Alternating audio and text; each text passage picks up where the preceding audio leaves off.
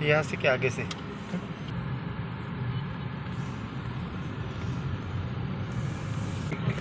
चालते चल हो हो चल चल चल चल चल हो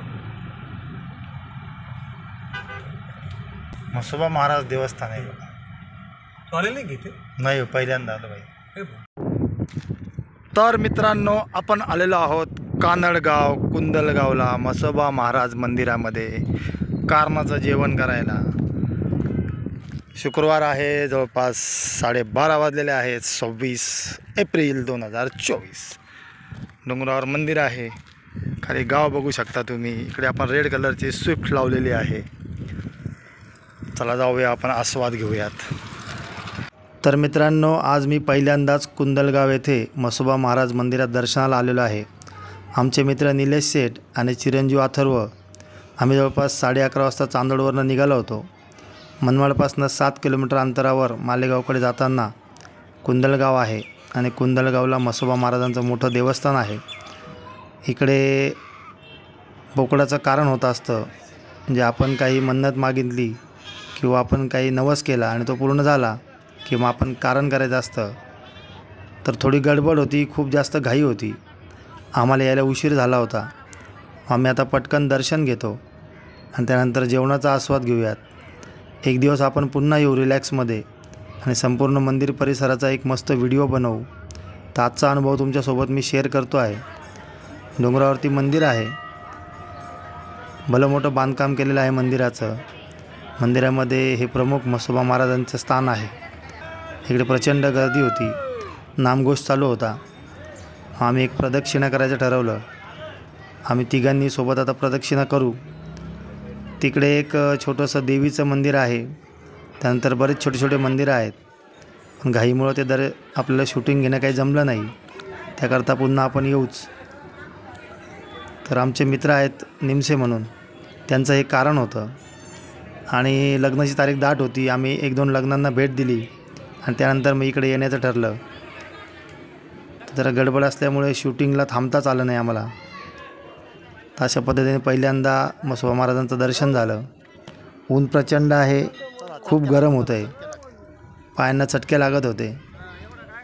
आणि बऱ्यापैकी मोठं देवस्थान आहे. खेळणीचे दुकानं आहेत, पूजेच्या साहित्याचं दुकान आहे आणि जवळपास एक 20-22 कारणं या ठिकाणी चालू होते. तुम्ही बघू शकता, असं स्वयंपाकाचं नियोजन आहे. भाजी इकडे तयार होते आहे, कालवण तयार होतं आहे, पाण्याचे जार आपले आणलेले आहेत. तर आम्हाला जिकडे जायचं होतं ते बऱ्यापैकी खाली होतं, मंदिराच्या बॅक साईडला. आम्ही मागच्या बाजूला आलो.